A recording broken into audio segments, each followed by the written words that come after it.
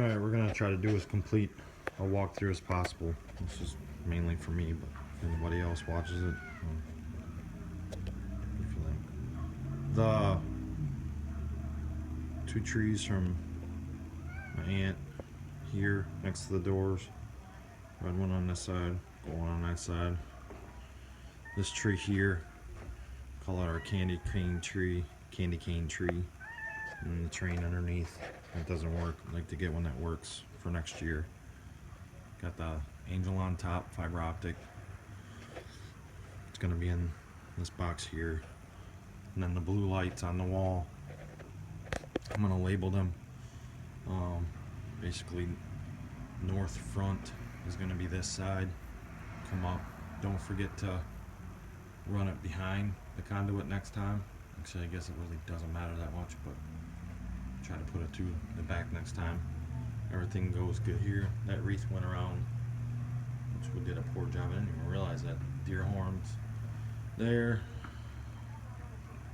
And then this little wreath here, I don't know if it's going to survive the summer because it's the way it's put together, but it's something wife did this year. Well, let's work our way to the front and go around. Little snowman, we got the lights to relight him. We're going to try to get that done, but he's kind of falling apart a little bit, so we'll see how he does. Now, right now, I have an outlet here. I actually want to add hopefully another one next to it, maybe next year. This is just one of the regular, it's actually the newest controller. Is here, comes up, and then this here. I'm gonna try to get everything hooked up. That's my two 24 channel for my LED strips, dumb strips, not pixels. That's where my wires go up. It's my two power supplies. One power supply runs each board, and then there's actually a cable right here that comes down, which got kind of sloppy this year because the sign was actually up on the roof and it fell off. But now it's going to stay on the ground unless I find a better way to attach it. This is all coming down. It's all going to get replaced, and the wires come across over to here. This is a power supply for my FM modulator, and then the power also for my external outside speakers. It's basically just my Altic Lansing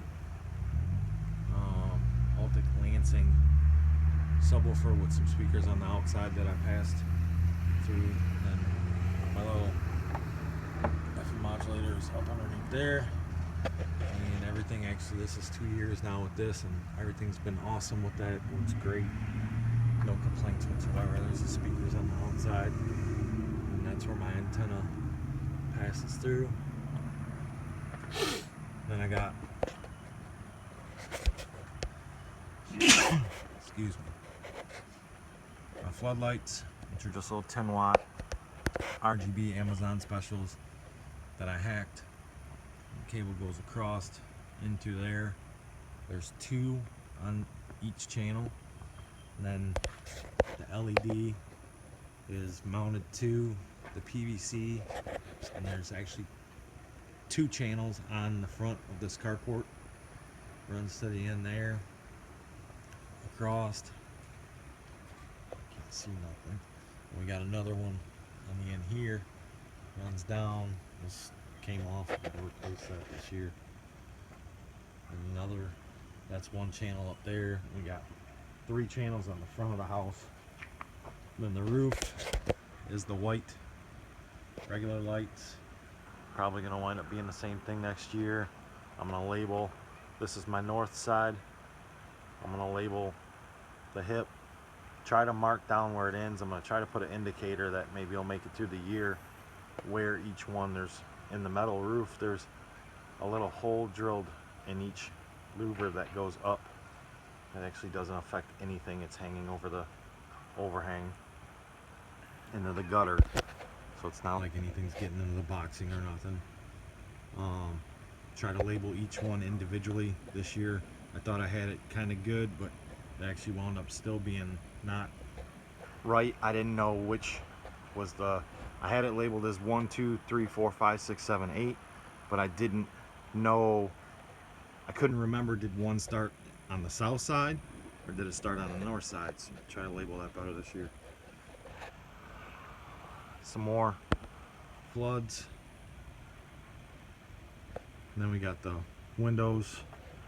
They're just tie wrapped to that. We left them up last year. You notice they're really starting to yellow. I don't like that. So I'm gonna go ahead and attempt to remove them this year, and I'm gonna get them out early and get them back up, and hopefully I'll have no issues. I only had one issue with one strip this year up here, which I'm really hoping to go to Pixel, but we'll have to see. And another one for around this window. I'm hoping to eventually be able to take these awnings off, but at this point right now, they're staying on. There's my Tune 2 sign. It's basically shadow box. And the cable run down along the bottom with there it is. 10 watt.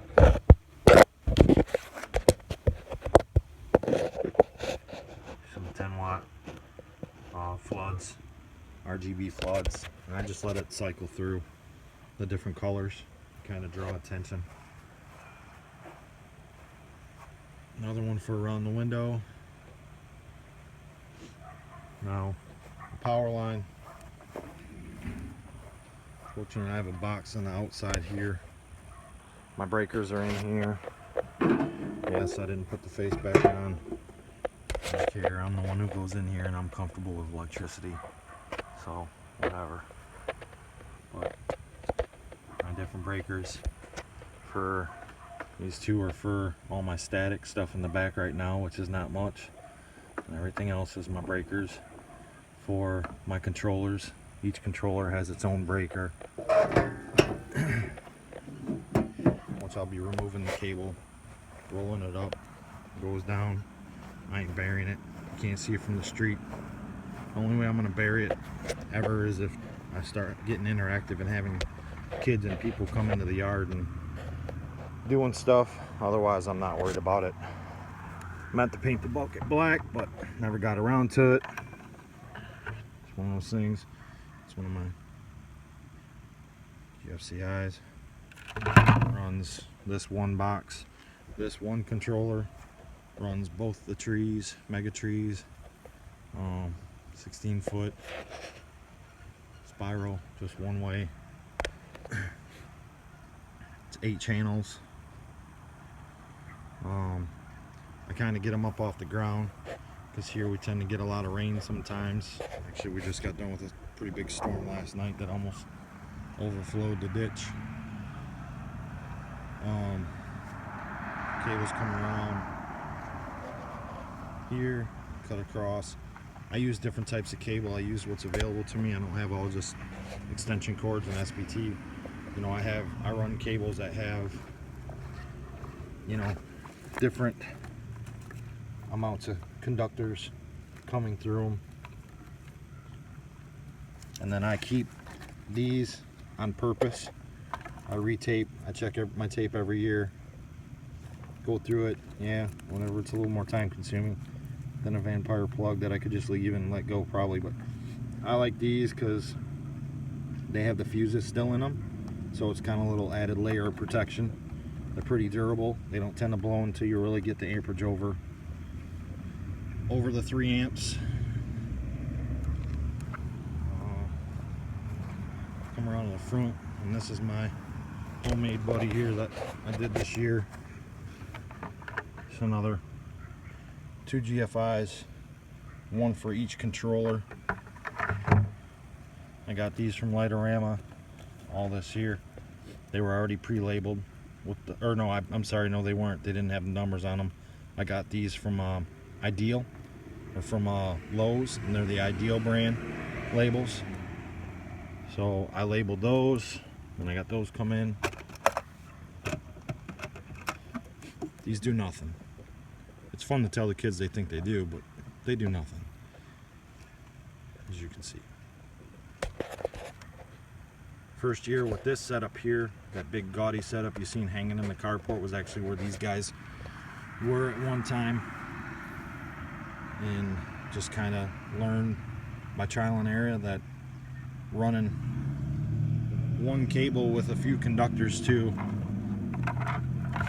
a GFI that sits right next to the box and then next to your elements is a heck of a lot easier than running 32 lines all the way from the carport out to the front of your yard 40, 50, 60, 100 feet away.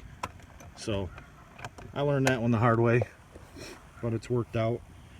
This has been good. And this guy here, it's a Pinterest idea that someone, actually my niece had sent me, and it was just the balls at first, you know. I could probably make a snowman out of that. It's a lot of work. He kind of got tossed in the corner last year, so he took a beating through the summer, but he's back standing strong. I'm gonna try to take a little bit better care of him this year to get him put away properly and everything. I thought by building the wooden platform under him would help. He was still grounding out. When I built him, I left all the plugs on, and I thought, well, maybe the water's getting inside, so I went through, cut all the plugs off, everything. That pipe does not go into the ground, it just goes through the base down there, and it's pretty sturdy. There is a PVC into the ground that it slides into, but it has no contact other than at the very bottom with the ground, which it's not conductive anyhow. So anyhow, figured when I put these plastic covers that actually go to my Christmas bins, to try to separate the conduct, so he wasn't conductive through the wood, and it worked. He can play in the rain all the time now. Never pops the GFI. So the arches, I have 4 of them this year. Last year I had 2. I like them. I want to do I call them sweeps, where basically it sweeps across the inside of the arch to fill it. See if it happens. Got 3/4 on the inside, 1 3/4 inch. These are sleeves, so they can be removed off if I need to replace the whole sleeve for any given reason. They are only I think it's 3/8. I think I used rebar into the ground at an angle. There's the piece is 10 foot long. The measurement is right about 7.5 foot from rebar to rebar over. On the direct ground, I try to get them up off the ground a little bit if I can. It helps. These guys run in the rain, no problem. Actually, most of my display, I don't have any issue usually, other than the roof once in a while will trip. If it gets windy, I find when the regular incandescent bulb smacks off the metal for whatever reason, it creates enough conductive energy to be able to trip the GFI. But my trees never trip, ever. They haven't this year at least. Cross doesn't. The cross is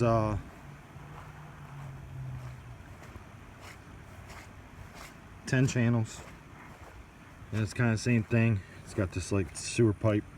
It's 2 pieces of treated 2x4. I redid the base this year because first year learned this one the hard way too. Learned a bunch of things the hard way. The first one I did, I just took cinder block, like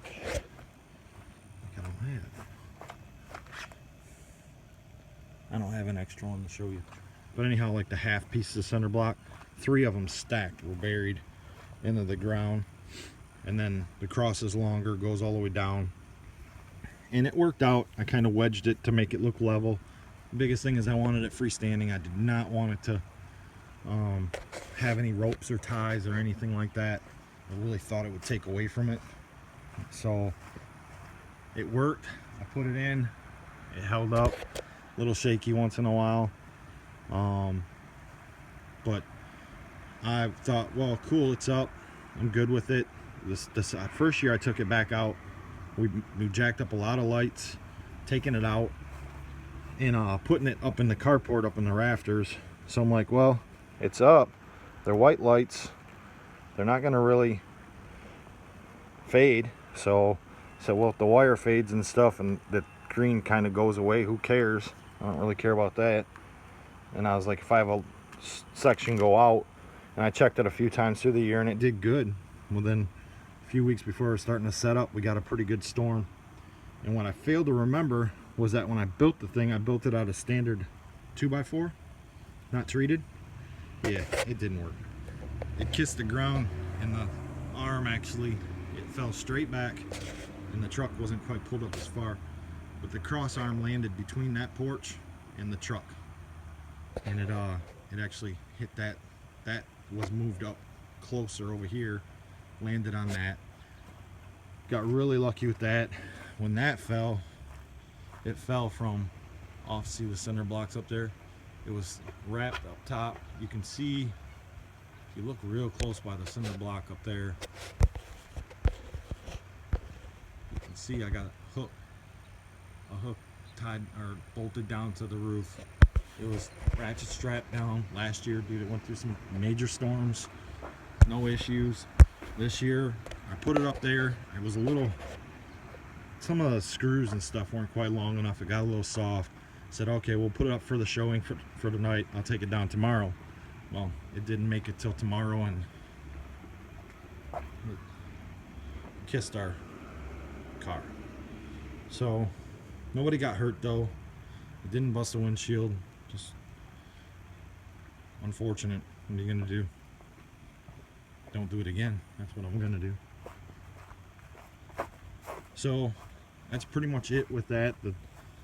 My network cable that I do actually goes in underneath right there, comes up underneath our sink. I actually keep our show computer in one of the cabinets, and it worked out really, really well this year.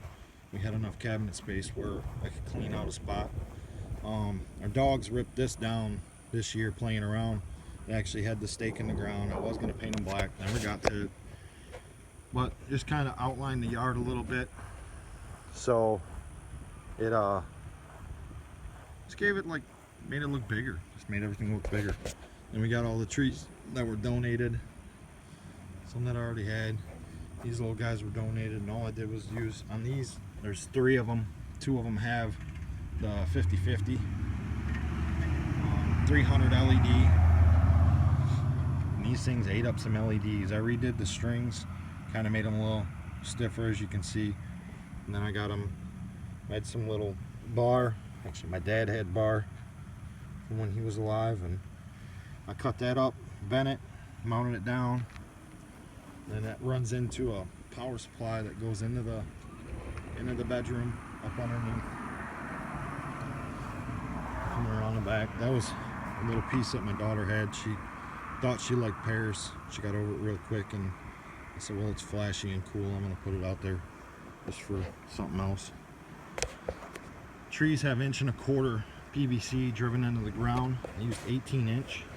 I really think I'm gonna try to use 24 next year, because as you can see on some of the bigger trees, they, I don't know if you can see it in the video. You can see it in that one. Got a little lean to them. The wind tends to blow out of the south, which is from that way. And as you can see, it's pretty open shot right through for that wind to get cranking pretty good. And yeah, it bends the trees over after a little while. There's another one of the LED trees. Just ghettoly wrapped the tree just for whatever, just to put a little bit more lights out. We didn't even get half the lights we wanted back here. We're hoping to do that whole back fence. I got some repairs. I got this dead nasty tree that needs to come out. I want to clean up this oak, and I actually want to do all the limbs in it as much as I can, but I really don't want to do incandescent because I need a whole breaker box just to do this thing. Which is, it is what it is. but I want to clean up all the branches and stuff so I can get good wraps around everything. These pear trees these are actually their pear trees, but they're just really hard. They're not very well put together. I might trim them up a little better this year and actually maybe do something with them if I can. This was just a little quick idea. I had a mega tree ring that the holes, I wasn't happy with it. I was really worried it was gonna crack this year once I put it under pressure. It's 3 years old this year. So I decided for the cost of it, I just go ahead and get some new PVC and make a new ring for the tree. And that's what I did. So we had this laying out in the yard, and I'm like, I seen it before. A few different people have done like ponds. Well, we had a bunch of blue LEDs left because that's what's actually on the little room there. So we put a bunch in there, made it look kind of like a pond. It looked really good before because when the weather was starting to get cold, the grass stopped growing. Well, when it got warm, all the clover's coming up already. Grass is actually growing. Donated little trees.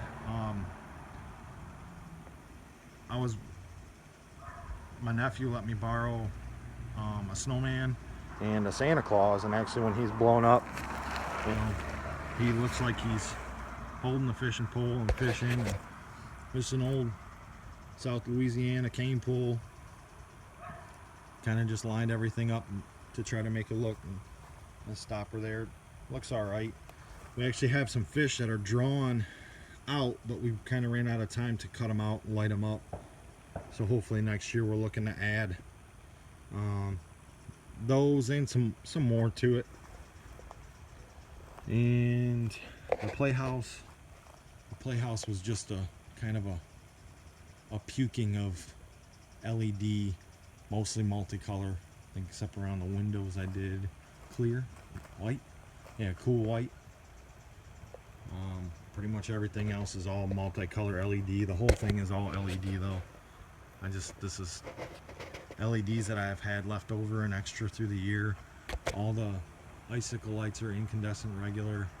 I have a ton. Actually, I have enough to do all the way around in the back, but I need to redo the T111 board on the back side before I really start drawing a lot of attention to that. That's what we're going to line the fence with. I put 3 in, but I'm wired up and ready to go I'm wired up with 2, and I'm ready. Got the wire in there for the 3rd, just got to put it in. I'm going to probably come up with something a little bit nicer to box this in, so it's not just a piece of tar paper on top of it. Well, who knows, might be another piece of tar paper next year. I didn't get to do the windows that I wanted to. Like these back here look a lot nicer because they don't have the awnings on them for the Christmas lights. Well, the awnings are nice in the summertime here because it kind of breaks up the sun trying to come in, but it doesn't do real well with the look for the Christmas lights. I think that's about it. I think I covered everything.